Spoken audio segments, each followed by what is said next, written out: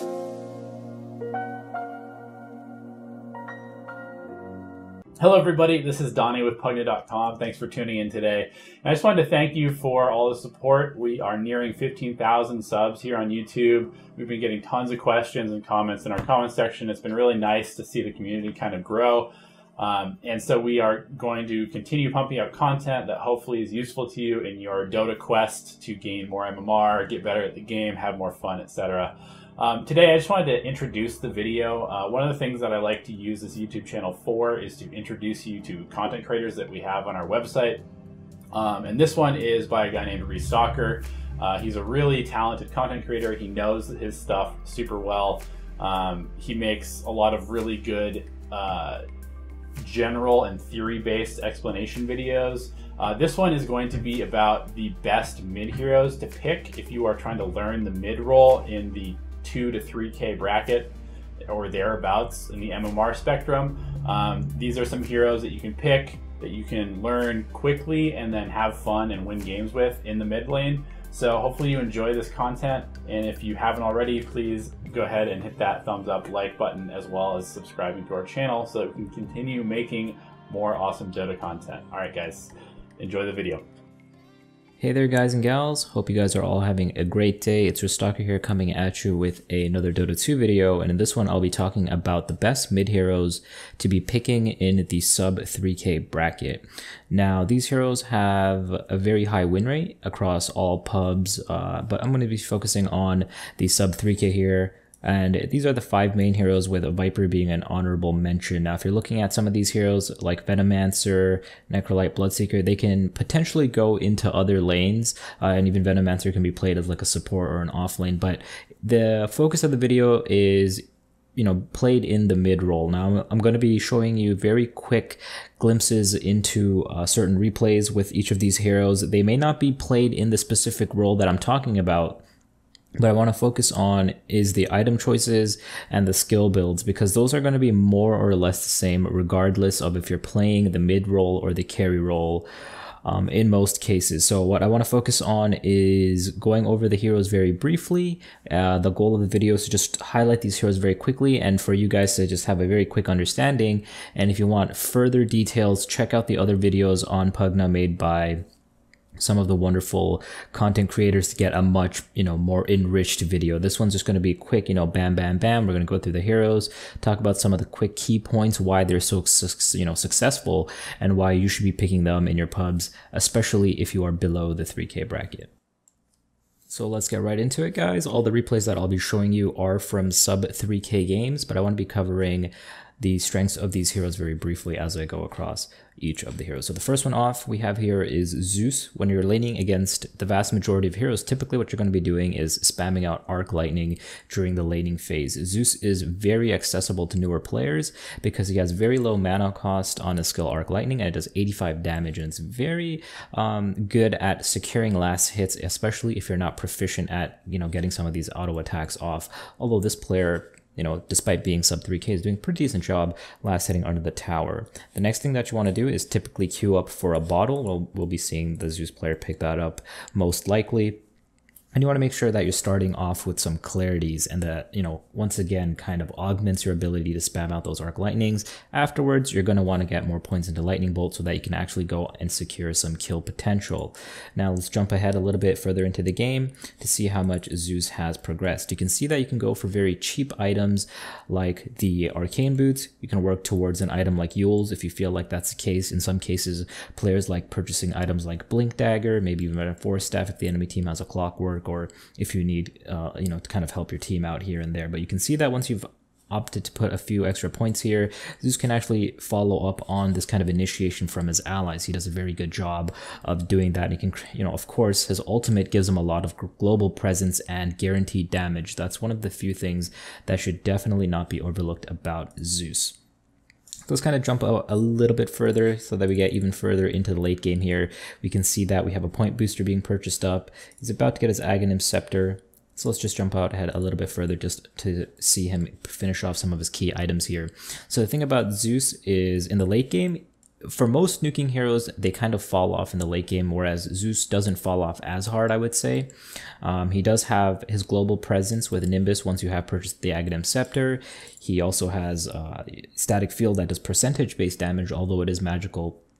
It can kind of bring down those tankier heroes by spamming out the Arc Lightning. So the thing about Zeus that makes him really good in the sub 3k bracket and also in other brackets as well is that he's able to kind of dish out this constant damage during the laning phase, apply a lot of pressure. He can go for cheap items like the Arcane Boots, the Soul Ring, the Bottle, and just kind of, you know, continuously throw those spells out. And then with his Lightning Bolt, he has, you know, a high damaging nuke, 350 damage on a 6-second cooldown, and then his ultimate just essentially does guaranteed damage to everyone on the opposing team. Some of the weaknesses of Zeus is that he's not a particularly mobile hero, which is why sometimes you want to go for the items like the Blink Dagger and the Force Staff to kind of offset that low mobility. But you can also go for the Yules to give a little bit of movement speed. Here we can kind of see that struggle of the Zeus. You know, despite having the Yules here, he might end up getting caught out. He did have that Stampede from the ally, but you can see maybe if he had a Force Staff there, he might have made it out alive. But right there, kind of augmenting that nuking potential. He does a lot of damage, but he's very susceptible to getting killed. So let's move on to the next hero, guys, very quickly, and I'll see you there. The next hero that I'd like to cover is Necrolyte, and although this video is meant to cover heroes in the mid lane, I actually picked this replay because I want to cover some of the very important item choices that you want to be making when you're playing a Necrolyte. Now, Necrolyte is typically played as a safe lane carry in high level MMR games, but he does have a place in the mid lane as well, and has a surprisingly high win rate in the mid position, because once he's able to accrue a bit of levels, it becomes very hard to actually push him out of the lane with Death Pulse and the Heartstopper's Aura. Now, something I want to talk about very early on is if you're going to go into lane with Necrolyte, you want to make sure that you have a lot of restoratives. I've seen, you know, 8 tangos and a healing salve being purchased right off the bat. I've seen, you know, just a tango salve combination. You typically aren't going to be able to get past the laning phase with just a tango. So if you are playing the mid lane position with Necrolyte, make sure that you immediately send out a healing salve to further go with your shared tangos or purchased tangos or what have you. So immediately, something that I notice here is that the Necrolyte is going for a Dagon right off the bat. Typically not something I would advise. He has very low mobility, and when you're playing against these heroes like Sven, Legion Commander, Skywrath Mage, you want to make sure that you have a bit of movement speed so you can distance yourself from these heroes. So we're going to see that he does, you know, he does decent in the lane. He's able to pick up some items. He has the Staff of Wizardry here, sitting at level 4. And the typical skill build with Necrolyte is you want to go Death Pulse and get some points into Ghost Shroud, and typically leave Heartstopper Aura at level 1, or even skip it because of just how strong Ghost Shroud is. Especially when you're considering who's on the enemy team. You have the Sven and the Legion Commander. Of course, Skywrath Mage could benefit off that Ghost Shroud. So what you want to do is make sure that you're leveling up these abilities according to how the game is going. Ghost Shroud amplifies your healing by quite a bit. And especially in the 3k bracket where people aren't farming as heavily, or they aren't, you know, very in tune with how to farm efficiently, getting that point of Ghost Shroud against physical damage dealers like Sven and the Legion Commander can, you know, heavily offset the battle. You pop Ghost Shroud, you use your Death Pulse, and heal up very quickly. So now let's jump into the mid game. Let's check how the game has been kind of progressing here. We see that Necrolyte just purchased up his Dagon, so let's rewind it a little bit here. Looks like he's going to get a kill on to the Silencer using that Dagon Reaper Scythe combo. Now, this combo is a little bit gimmicky, and I don't like going for an item build like this, especially in higher level games where, sure, you can maybe snowball a little bit, but then it doesn't help augment some of your other abilities. So maybe going for an item like Drums into Treads makes you a little bit tankier, and then you can kind of progress from there. Necrolyte has a very open item path. He's not very, you know, rigid in the ways that you kind of want to itemize the hero. So you can go for things like Phase Boot or Treads. You can go for Drums. I've seen Yules. Dagon's not even a bad choice, but you don't want to, I don't think going for the Dagon 5 Rush is the play. You know, maybe going for a Dagon into something else would work a little bit better. So let's jump into the late game. Let's cover some of the item choices that the Necrolyte's gone for. So he's just gone all in on the Dagon here, and it becomes a little bit harder to win the game because you're kind of a one-pump chump at this point in the game. You can see that if he had other items, he might have been tanky enough to stand there and brawl with his team, but he has to wait for the Dagon cooldown because he's essentially kind of a one-trick hero at this point. So that's what I want to cover. If you're playing the mid lane, you have to kind of I don't think you would have this luxury, but playing in the safe lane, you can kind of just immediately delete a hero and allow your mid laner to kind of play around. Whereas if you're playing a mid lane Necrolyte, maybe you want to pick up a mech and then have a drums or something to kind of bolster the strength of your entire team. But one of the reasons Necrolyte is very good is just because of this entire fact. He has extremely good brawling potential and sustainability, and that just makes him a very strong hero overall. So let's move on to the next hero, and I'll see you guys there. So the next hero I'd like to cover is Bloodseeker, a personal favorite of mine, and much like Necrolyte, he's a hero that can go in both the safe lane and the mid lane.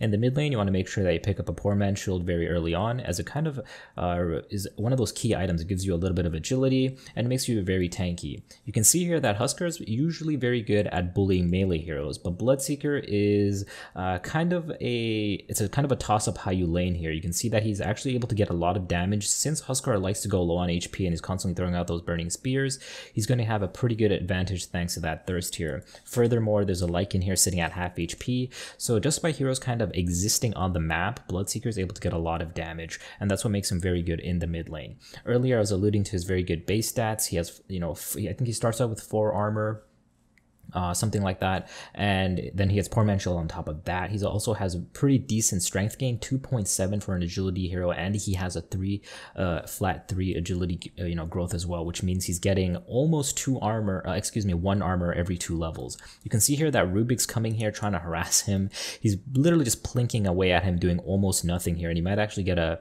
return kill if the Rubik's not careful here. So Bloodseeker is one of those heroes that is very hard to kind of pressure out of the lane. Let's just kind of fast forward past this pause. It looks like Rubik was able to kind of get away. When you're playing Bloodseeker, one of the things that makes him really good is his natural ability to kind of survive through last hits. Blood Rage, if he's able to get a last hit on a creep, makes him very durable. And he's able to kind of trade last hits just by running up to an opponent, smacking them a couple times, and then running back to last hit a creep. You can see here that he's going for a very smart item choice here. Bloodseeker wants to make sure that he has high base movement speed so that he can actually hit an enemy once. And once you're able to kind of stick onto an opponent, you're going to be able to build up that thirst, and you'll be able to chase them down. So now that we've kind of covered the early game, let's kind of just jump into the mid game here. And let's see some of the things that the Bloodseeker has opted to pick up. It looks like he has potentially actually gotten a kill onto the Huskar, so let's just very quickly reverse this. It looks like he's thrown out a Rupture here. Let's check out some of his items. He's got a Phase Boot and a Windlace. It looks like he's saving up for Radiance or something here, but let's see if he's able to get a kill here. So Huskar is going to cast Inner Vitality. He's just going to end up going, he just goes straight down to the Bloodseeker. There's not too much you can do. It looks like Bloodseeker, was a full level above the Huskar. Now he's 2 levels, so he is, slightly tanky. But that's the thing about Bloodseeker, is that he's able to do so much damage because the Huskar is already very low, and since he has max thirst and this kind of skirmishes happening all over the map, he has this phenomenal damage boost increase. And on top of that, he has one of the best talents at level 10. He gets 225 HP, so he's super tanky. You can see here he has no strength items, nothing that gives him any strength at all or HP, and he's sitting at 1,400 HP. That's insane. Let's compare Axe. He's level 8. He's sitting at 1,080. We have Huskar sitting at 1,140, 1,120 on the Lycan here, and Bloodseeker sitting, a sizable amount. Even if these heroes were the same level as him, they would probably be sitting at about 200 less HP than him, simply because of that talent that he has, which is, extremely good and makes him very durable and great at fighting. So let's just jump on ahead here into the late game, cover some of the stuff that makes Bloodseeker very good in the late game. So it looks like he's purchased up that Radiance, and then he's going to finish off a BKB, but the game's probably going to be over before that. Looks like the enemy team had a DC. But that's the thing about Bloodseeker. He's one of those heroes where if he's able to snowball, he can continuously snowball, and he's very good at brawling. And I think that's one of the things that makes him very good in the 3K bracket, or the sub 3K bracket, I should say, is that he can fight constantly, and his talents and the items that he typically goes for are very cheap, cost-effective stuff. You know, going for the Radiance is a bit of a big ticket item that you can get if you're snowballing like this Bloodseeker did. I would suggest maybe going for phase or treads into a drums, going phase or treads into Sanjin Joshua or Blade Mail, going for these small items like Wand, purchasing the raindrops so your opponents can't nuke you down during that early mid-game stages is going to make you a little bit more durable and kind of able to stay in the fight a little bit longer. So that's kind of the reason why I think Bloodseeker really thrives, has fantastic base stats, and then on top of that he has really good talents that help him kind of fight, and his items are very cheap, effective stuff that help him further augment that ability. So that's kind of the brief footnotes for Bloodseeker as to why he's really good in the 3K bracket. Now let's move on to the next hero. So the next hero on the chopping block is a Sniper, and Sniper is very good in the hands of both veteran players and newer players alike. Part of the strength of Sniper in the mid lane is his ability to kind of harass his opponent and stay away from harass thanks to his take aim. You can see that he is going to have a really good attack range. Right now he's sitting at 650. Once he puts one more point into headshot, he's going to be sitting at 750. And you can see that Queen of Pain's Shadow Strike actually only has a cast range of 450, and it only goes up by 50 increments as she levels it up. So typically if you're laying against a Sniper as Queen of Pain, it might not even be worth using the Shadow Strike, as it's going to be very hard for you to find efficient uses of it without blowing your blink. So if you're blowing your blink to Shadow Strike an opponent, it means that you've already used your escape mechanism, you've used that mobility tool. So Sniper is very frustrating to kind of lane against, and he's a hero that doesn't typically ever just outright lose the lane. Sure, you might be down on CS against a hero like Lina who can push under tower, but it's not particularly hard to last hit under your tower, especially when you have Headshot, which has a 40% chance to help you do a little bit extra damage here. You can see now that Queen of Pain, that Sniper has kind of stepped forward. She goes in for the Shadow Strike, but even when she does that, she's going to take a lot of damage, and going for, even the Tango region isn't going to do too much for her. So that's kind of that's kind of what Sniper does. He's very frustrating, and he makes opponents make these low efficiency plays that have high opportunity cost, because if Queen of Pain wants to get a Shadow Strike, then she's gonna have to walk up and take a lot of right clicks because the range is very low, where even when she's walking up to you, she's going to take a lot of damage. Now she was kind of fortuitous here to find a regen rune, but if the rune didn't spawn, or if it was something like an illusion or something, it wouldn't have done much, and Sniper would have heavily won the lane. The really good thing about Sniper here is that even sitting at about 60% health here, he's not too worried. He's a hero that can kind of sustain here. He can just eat his tangles up a little bit and just go back to last hitting. So let's jump a little further into the video. Let's check out some item progressions here. It looks like he's opted to go for a Treads. I would suggest going for a Ring of Aquila next, progressing towards something like a Maelstrom or a Hand of Midas as you get into the late game. Sniper isn't a hero that farms particularly well, so going for the Maelstrom or the Midas is a pretty decent choice to kind of help accelerate your farm. Sniper is a hero that doesn't play well from behind. He wants to make sure that he's got decent farm and he's staying relevant throughout all stages of the game. So we're just going to see him farm up a little bit here. I kind of want to keep the video rolling here because you can see that Queen of Pain is going to play particularly aggressive here. She has to blink in to use anything, to get into range to use anything on the Sniper. Now you can see that he was very lucky that the Mirana was there, or else he might have actually ended up going down. It looks like Mirana is going to fail the deny out onto the Queen of Pain, but you can see how he constantly is forcing the Queen of Pain to make these aggressive plays. She forces out the blink so she gets into range. The Shadow Strike earlier on, she has to blink there just to get into range to throw her flurry of spells there, the flurry of spells. And he's just making her play this very annoying style, and that's this kind of the strength of Sniper, especially in the lower tiers, is that you're going to kind of tilt your opponent a little bit. So let's move on to the mid game and the late game and round off Sniper here. You can see that he's gone for a Hurricane Pike, which is a fantastic item for a Sniper. It gives him that extra mobility with that built-in Force Staff, and you can also Hurricane Pike your opponents away, especially heroes like Pudge and Necrolyte and Axe, heroes that like to kind of really get close to you. You just push them away. Gives you that extra mobility.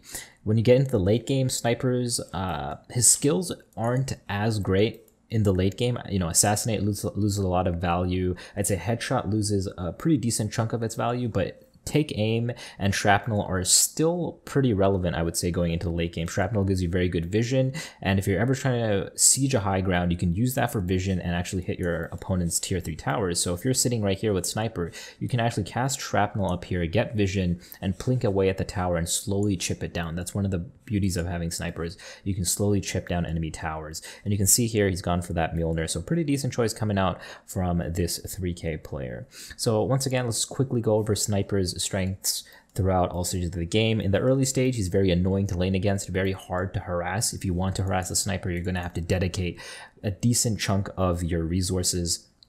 In the mid game, he's kind of weak. I would say mid game is probably sniper's weakest point. He's not particularly strong. He doesn't have too many key items that can help him do particularly too much of anything. But in the late game, he becomes really strong, especially if you have a frontliner like Centaur or even Spectre in this case, that your opponents have to really focus on, and you can kind of sit in the background, kind of plinking away. And going for these mobility items makes it significantly harder for your opponents to catch you out. So that's it for Sniper. Let's quickly jump on to the next hero. The next mid hero that we'll be covering is Venomancer, and he's pretty interesting because much like Sniper, he's a hero that doesn't have a lot of nuking potential. He's able to slowly win his lanes through kind of this war of attrition, guerrilla tactics, going in, throwing out a poison, sting attack, harass.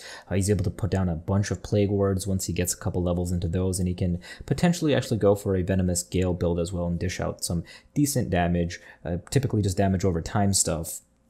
The thing with Venomancer is once he's able to get a sufficient amount of points into Plague Wards, let's say he maxes it out by level 7 or level 8, an enemy hero who's also level 7 or level 8 is going to have a pretty hard time taking down a ward with 450 HP, especially when you have a whole salvo of them. The thing with Venomancer is also doesn't need too many expensive items. Let's kind of just jump further on ahead here and let's see what he's opted to pick up. You can see that we're kind of just towards the end of the early game. We're heading towards the mid-game stages. He has a Ring of Aquila, Treads, purchased up that Dust of Appearance just so he can pick, get a kill onto the Invoker if the opportunity ever presents itself.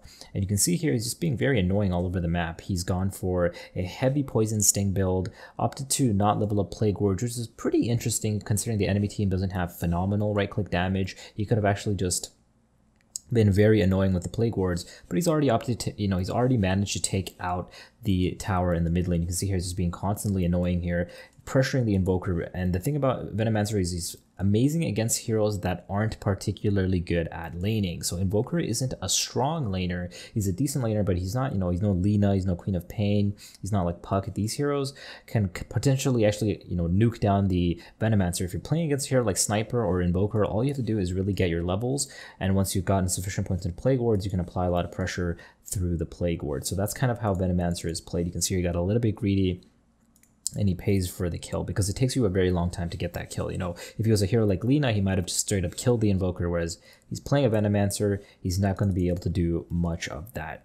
The next item he's opting to go for is Dragon Lance. Venomancer is one of those heroes whose item choices are extremely open-ended. You can go for Veil, you can go for maybe like a Cyclone, you can go for Mech. And in this core position, he's opted to go for a Hurricane Pike. Once again, the opportunities are just endless. You can go for a lot of things. You can go for Scotty in the late game. I've seen things like a Bloodthorn. You can actually become a pretty potent right-click damage hero if the opportunity presents itself. You can go for the Aghanim Scepter to further amplify the damage of your ultimate. So you can see here that he's not doing too much apart from kind of splitting up the map. You can see that he has 3 of his allies up here. Venomancer himself is able to kind of forces the rotation, or at least makes 3 heroes on the opposing team kind of all gather up here. And that's the really, that's the strength of Venomancer in the late game as a core position, especially in the mid role, is that you're able to get those levels very quickly, and you force the enemy to kind of collapse around you while your allies are kind of around, they're able to run amok, farm up the enemy jungle. Maybe they can get a solo pick, a smoke gank and get a solo kill onto the enemy hero or something like that. So that's the strength of Venomancer. Very strong laning hero. Doesn't dish out, burst damage, but he's able to do that sustained damage. He's very annoying, forces a lot of rotations, and I think that's why he's really good in the sub 3K bracket, because he's able to get that guaranteed damage with his ultimate. He's able to always be relevant thanks to Plague Wards, and he has some of the best talents in the game. 30% EXP at level 10 is ridiculous. It kind of just makes you shoot up through the roof. 75 damage at level 20 is fantastic as a core, and getting that HP and damage for your Plague Wards is no joke. So that's some of the reasons why Venomancer's a great hero. pretty diversified item choices that he can potentially go for as well. Fantastic hero overall. So the last hero I want to cover very quickly is a Viper, and he's my honorable mention. Sure, you have other heroes like Queen of Pain and Lina that are kind of fun, but the thing about Viper is ease of execution. He's a very easy hero to play, and he's very durable for a ranged tanky damage dealer. So Viper's got all the kind of kits that are very good for someone who's starting out in the mid lane. He's very good for beginners or people that aren't, quite proficient at playing the mid lane. He's very good for that role. He has a lot of damage soak coming through corrosive skin. He's able to harass a lot with poison attack and secure last hits, and actually go for kills with Nether Toxin. The way I like to think about Viper is he's kind of like a ranged Bloodseeker in the sense that once he's able to stick onto an opponent, he's essentially going to just be able to hammer them down. It's very hard to get away from Viper once he kind of sticks onto you. And the other thing about Viper is a lot of his item choices just kind of lead him to be, even more durable. He's going to go for things like Ring of Aquila, the treads. You can swap between agility and strength as needed. You can go into a Hurricane Pike, which is a fantastic item, which offers you mobility, which is something that Viper doesn't naturally have. And on top of that, it gives you the tank ability coming in from the Dragonlance. So just great stuff altogether. And you can see that Viper, once he starts steamrolling, he just becomes extremely difficult to deal with. If we go into the kills, deaths, assist here, you can see that this player's gone into being 17, 4, and 7. He's just done a fantastic job. Even going for a BKB to augment, to negate some of the disables coming out from the enemy team. And then he goes into Sanjin Yasha. Typically what you want to do with Viper is just make sure he gets durable as possible. So going for the Hurricane Pike into the Sanjin Yasha, getting the BKB, perhaps finishing it off with an item like a Butterfly, and then maybe a Bloodthorn for a little bit of damage at the end there or something like that is typically what you want to be doing with Viper. You just get very tanky, make sure it's very hard for your opponents to deal with you, and then try to finish out the game as quickly as possible. You can see that they're already beating down on the tier 2s, and they've already gotten a tier 2 over here at the 26-minute mark. You typically don't want the game to get extended and go on for too long. So Viper's just a quick honorable mention here. Very strong hero. You can see that he's already forcing out a TP as soon as the Viper goes on you. Much like Bloodseeker, you kind of have to just TP away because he doesn't have any innate disables or hard stuns, I should say, that can really stop you. So Viper is a fantastic hero as a 6th option if you'd like to extend your hero pool a little bit more in the mid lane. So that's it for this video, guys. If you found it enjoyable, make sure you let me know. If there's any questions, comments, concerns, anything, make sure you leave them in the comments below. I'll make sure I get to them as soon as possible. And as always, thank you so much for watching. I hope you guys really enjoyed this series. It's really fun to work on it, and then I'll be extending this onto support heroes, offlaners, all that stuff. So see you guys again, and GG as always.